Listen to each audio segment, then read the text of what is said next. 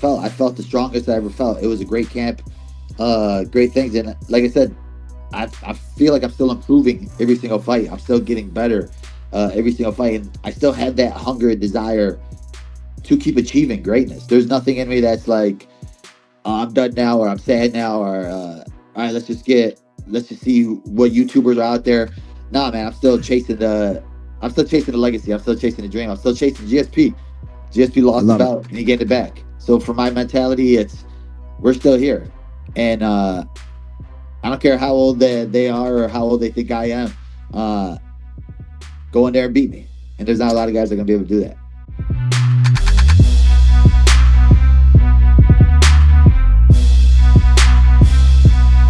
God willing, this will happen. I'm working hard for win and defend my belt again. And like I said, I don't look at this one like easy fight. It's gonna be challenge, but after that, I wanna be busy. I'm just gonna take only 1 month off, and I will be back to training camp, and I wanna be busy. This one and 2 more this year. Let's see if we get 2 more. I mean, okay. Yeah, I'm willing. That's how excited I am, and I want to be just busy, because I'm in good shape, and I wanna, because when you have a fight, you put so many, and you one of the busiest fighter in UFC, and when you have a fight scheduled, you're more disciplined, you're smart, you're not hanging out, But if I don't have a fight, there is always opportunity to fly some other states or some other countries, and always something going. But when I have a fight, it's easy to say no to those opportunities.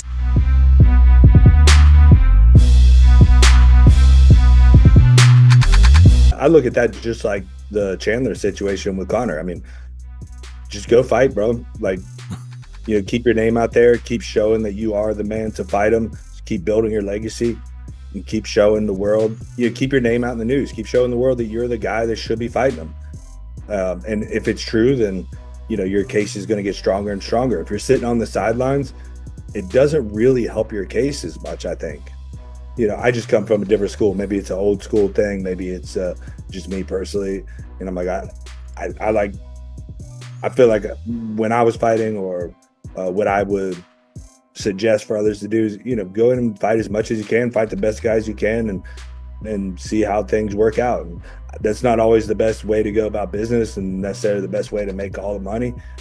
But look, you only live once, man, and you're going to come back at, 50, 60 years old, retiring, but man, that whole year that I was out, or 2 years that I was out, I wish I would have fought. And, I think about stuff like that. So that's why I would advise something like that. But I totally get the business side too. You got to get the biggest fight, as you can, and not take all the risk to get there necessarily.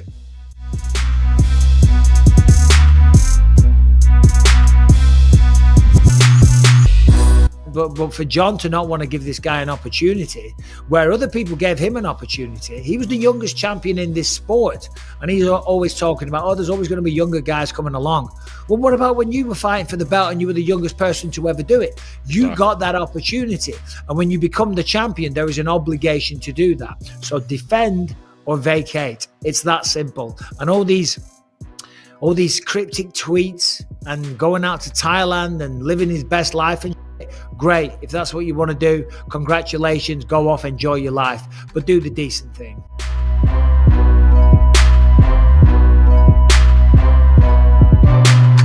I believe Topuria wins that fight, and I believe he's going to probably knock him out. That's the way I see that fight going. Wow. And well, you know what it is? I think Charles, he's a little chinny, but he always manages to come back and, find a way to win. But this kid's 27 years old. He gets you in trouble. He's not letting you off the hook. His wrestling is good. His jiu-jitsu's, going to be good enough for what he's going to do, I believe. He's just a different animal. He's squared away everywhere. He's confident. He hits like a freight train. Will it transfer over to 155? Charles also fought at 45. So, he's probably in-betweener at the end of the day. So I just think the power and this guy, you know, he's on a tear. And look at the guys he's beaten. So I think Charles is in trouble in this fight.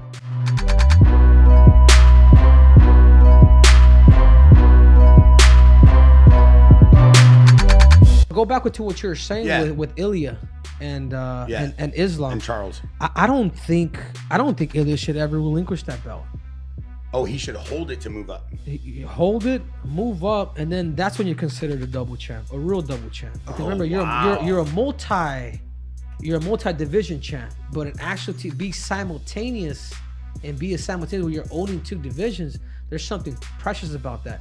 So even when even a couple of days ago before Islam decided to relinquish it, I called Ali. I was like, hey, I sent Ali a message. I'm like, hey, Ali, I just want to let you know this. He should not do it. He should not relinquish that belt, dude.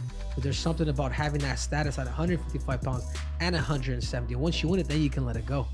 There's only been 3 in history. I like this. There's only been 3 in history. I agree with him, but Conor McGregor, Daniel Cormier.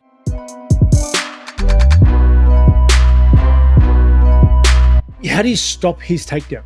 Okay. Yeah. I don't think Dricus will stop Chimaev's takedown. Okay. I like it. It's like, oh, hey, trust me, it's kept me up at night. I've been just running it back. Yeah. And it's like there's a way, but it's tricky. Okay, because once he gets his hand on you, once you back up on that fence, he's going to stay there on you.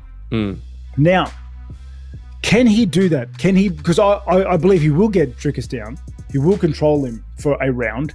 But if he can't put him away, what does he look like coming out in round 2? Yeah.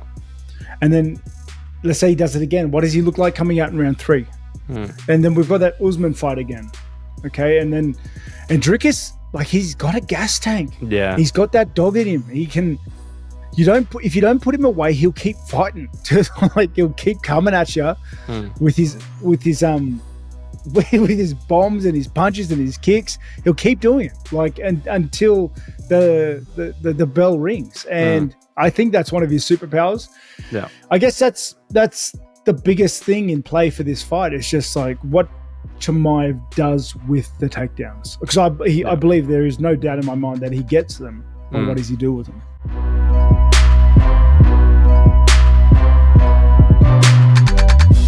Ray, How do you feel about poor Belal? I'm glad that he has an undisputed UFC welterweight championship belt at home, and I'm glad that he's married to the game. And we'll see what Shavkat Rakhmonov has for him in October. Okay, Belal versus Shavkat in October. There's your breaking news.